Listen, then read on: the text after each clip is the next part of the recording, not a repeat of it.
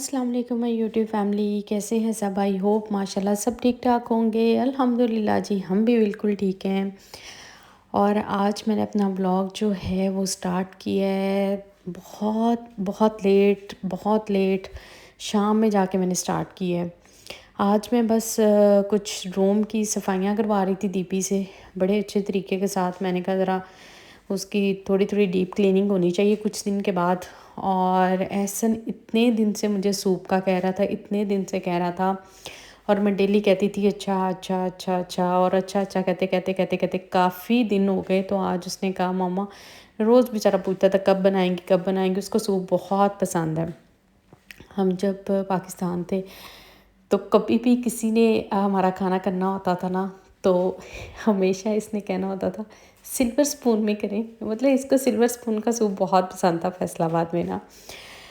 खैर इसलिए मैंने आज कहा कि चलो कोशिश करके मैं इसको आज सूप भी बना दूँ। और बाकी दोनों थे, अहमद सूप पीता नहीं है। अब मैं सोच रही थी कि क्या करूँ, बजट में रह के कौन सी ऐसी चीज़ बनाऊँ कि सबको पूरी भी आ जाए और मज़े की भी बन जाए और बच्चे खुश भी हो जाएं। तो फिर मैंने दो चीज़ों का इंतखाब किया, एक तो मैंने सूप का किया और दूसरा जो है वो मैंने चिकन टिक्का पराठा रोल का किया। पराठा रोल जो है वो मैंने फ़र्स्ट टाइम इधर बनाए हैं। वैसे तो मैंने पाकिस्तान में भी कभी नहीं बनाए थे, क्योंकि वहाँ से तो वैसे ही इतने मज़े के मिल जाते हैं। कराची सिल्वर वालों के तो वो तो बहुत पसंद थे सबको। तो मैंने कहा कि अच्छा मैं ट्राई करती हूँ आज घर बनाने के।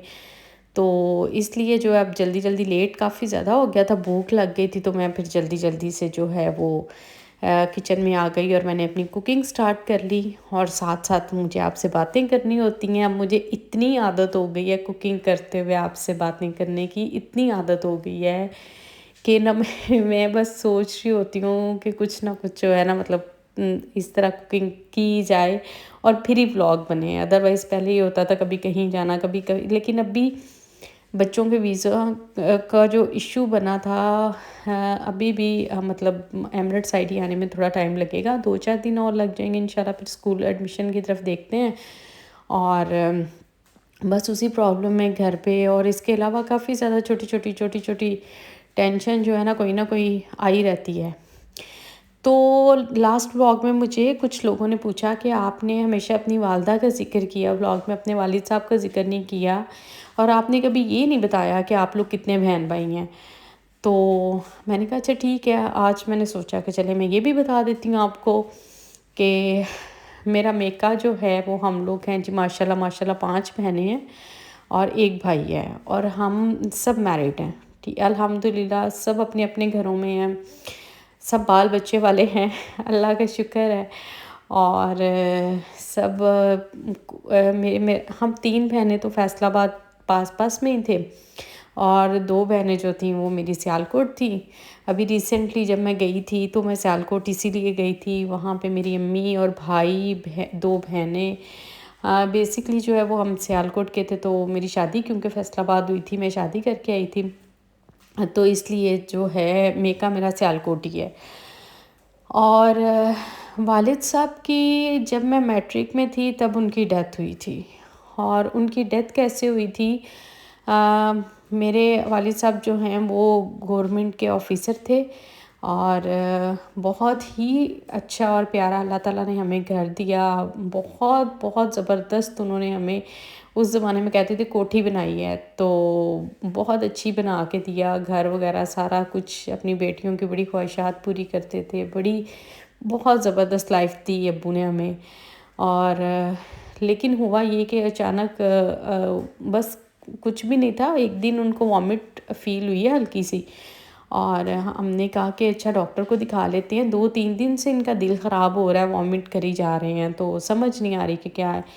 जब हॉस्पिटल लेके गए तो उन्होंने कहा एक दफ़ा आप टेस्ट करवा लें सारे। जब टेस्ट करवाए तो पता चला कि उनकी किडनीज़ तो फेल हो गई हैं दोनों, और हमें पता ही नहीं चला। बिल्कुल माशाल्लाह ठीक थे, बिल्कुल मतलब सेम स्टोरी मेरे हस्बैंड वाली हुई है कि उनको भी जब लेके गए थे तो मतलब कैंसर बिल्कुल आखिरी स्टेज पे था, और इसी तरह इनकी जो किडनीज़ हैं वो बिल्कुल ख़त्म, डेड हो चुकी थी। और उन्होंने कहा कि यहाँ पे ट्रांसप्लांट कराना पड़ेगा, अदरवाइज़ इसका और कोई हल नहीं है।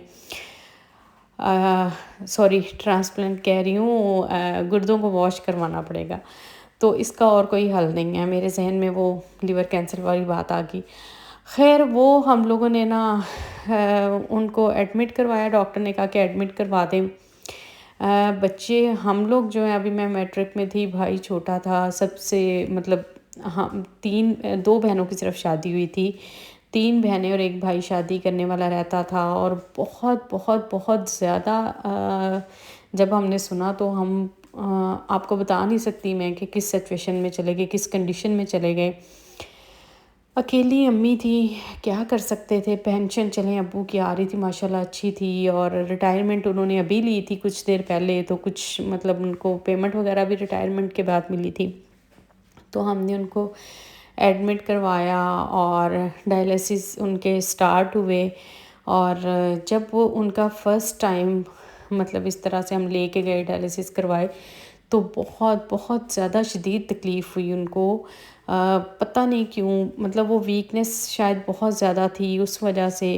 اور اس کے بعد جو ہے بس 1 منتھ کے اندر اندر ان کی ڈیتھ ہو گئی. جب ان کو پتہ چلا کہ میری مطلب یہ کنڈیشن ہے، جب ڈائلیسس ہوئے، ظاہر ہے پتہ انسان کو چل جاتا ہے. یا میں پاس ہوتی تھی یا امی ہوتی تھی، باقی دونوں بہنیں چھوٹی تھیں، 2 بیائی تھیں، وہ اپنے اپنے گھروں میں تھی، آتی تھی وہ بھی کافی ہیلپ آؤٹ کرتی تھی. لیکن میں اور امی بیسکلی ہوتے تھے.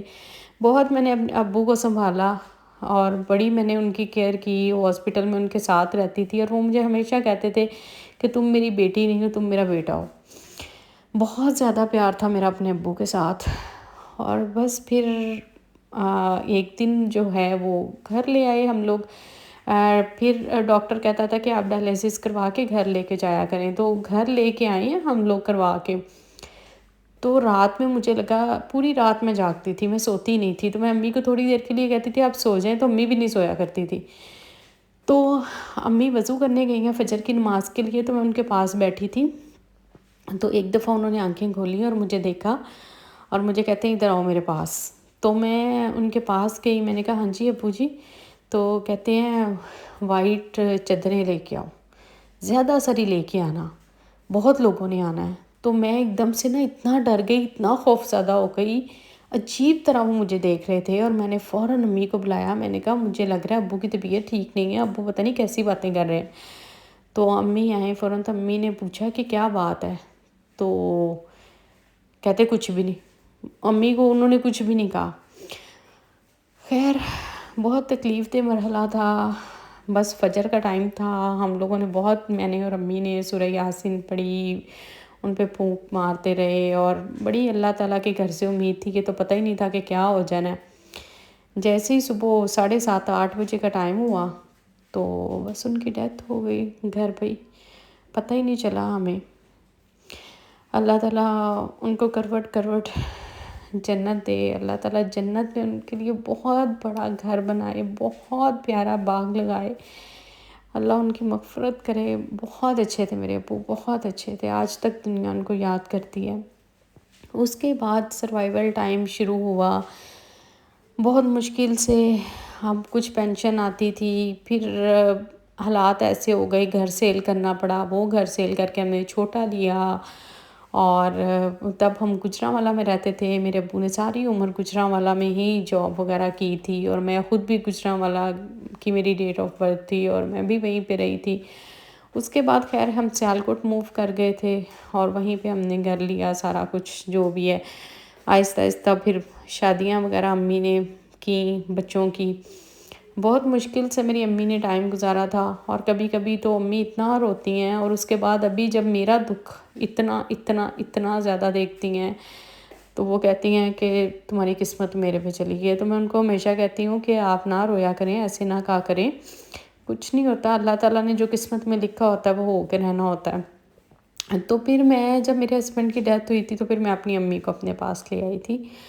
اور میں پھر مطلب فیصل آباد میں ہی گھر لیا ہم نے. اور امی اور میں، بھائی بھابھی، ہم سب اکٹھے رہتے تھے، کیونکہ میں اکیلی تھی بچوں کے ساتھ.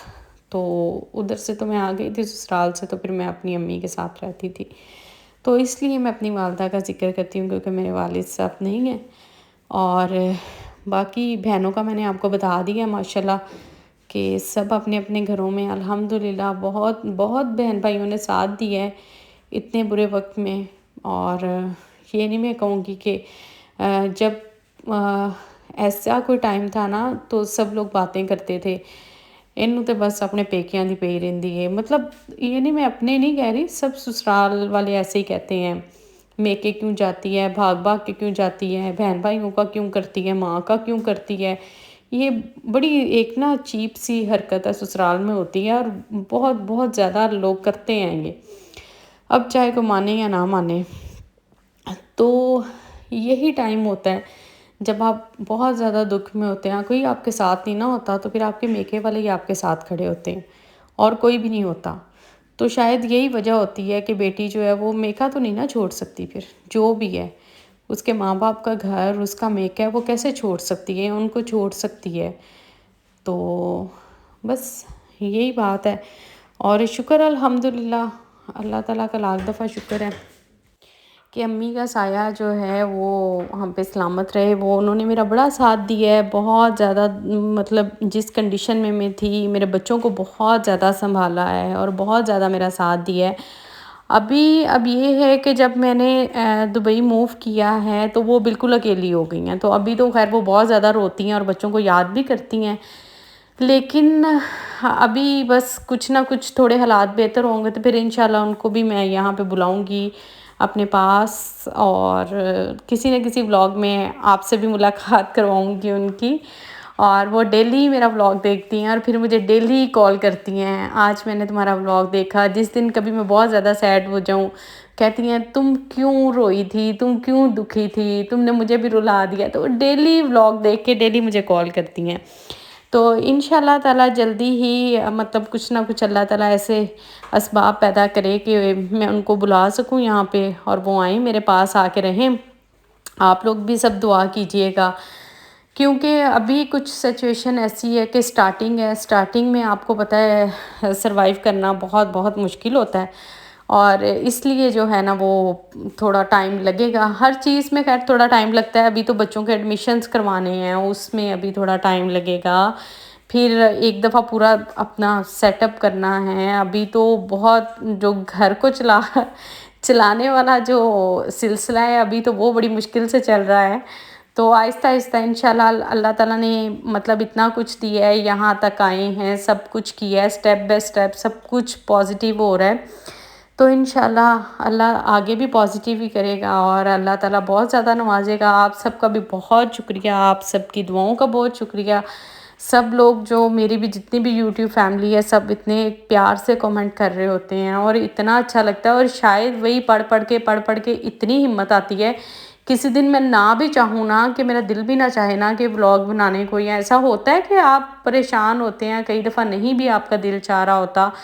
تو لیکن پھر ہوتا ہے کہ اچھا نہیں یار کوئی بات نہیں بنا لیتی ہوں، سب لوگ مطلب بات کرتے ہیں تو دن اچھا گزر جاتا ہے، میسیجز پڑھتی ہوں، اس کا آنسر کرتی ہوں، کوئی نہ کوئی نئی بات سیکھنے کو ملتی ہے، سمجھنے کو ملتی ہے، تو اس سے کافی بہتر فیل ہوتا ہے۔ تو بس یہ ایک روٹین بن گئی ہے، یا شاید لائف ہی یہیں تک رہ گئی ہے کہ بس آپ سے باتیں کر لیں، آپ سے بات کوئی سیکھ لی، کوئی اچھی بات سیکھ لی، کسی نے کچھ برا بھی کہہ دیا تو اس کا بھی اللہ بھلا کرے، کیا کہہ سکتے ہیں، یہ تو جس کا دکھ ہوتا ہے اسی کو پتہ ہوتا ہے، کوئی دوسرا کسی کو کچھ پتہ نہیں ہوتا۔ تو آج جو ہے آج کا مینیو تھا ہمارا سوپ کا اور چکن ٹکا رول کا، جو کہ اتنی زیادہ باتیں کرتے کرتے دونوں چیزیں میری بن گئی ہیں، اور کچن میں بھی آج کھڑے ہو کے بس ہو گئی ہے کمر کی۔ اب جو ہے نا وہ بس اجازت چاہوں گی، یہاں تک تھا جی آج کا بلاگ، اپنی دعاؤں میں رکھیے گا یاد، اور یہ میں نے آپ کے ساتھ ساتھ جتنی بھی چیزیں بنائی ہیں میں نے دکھا کے آپ کو ڈالی ہیں، کچھ سپائسز شاید مس کرتی ہوں اندر سے تو وہ آپ اپنی مرضی سے ڈال سکتے ہیں، لیکن ان کا طریقہ اگر آپ نے دیکھ لیا کہ کیسے یہ بن سکتے ہیں، تو انشاءاللہ تعالیٰ ملتے ہیں جی نیکسٹ ولاگ میں، تب تک کے لیے اپنی بہت ساری دعاؤں میں یاد رکھیے گا، اور انشاءاللہ جتنے لوگوں نے مجھے کہا ہے نام لے کے دعا کرنے کو ان کے لیے بھی میں دل سے دعا کرتی ہوں، اللہ تعالیٰ سب کے لیے آسانیاں پیدا کرے اور سب اپنے اپنے گھروں میں خوش رہیں۔ اللہ حافظ۔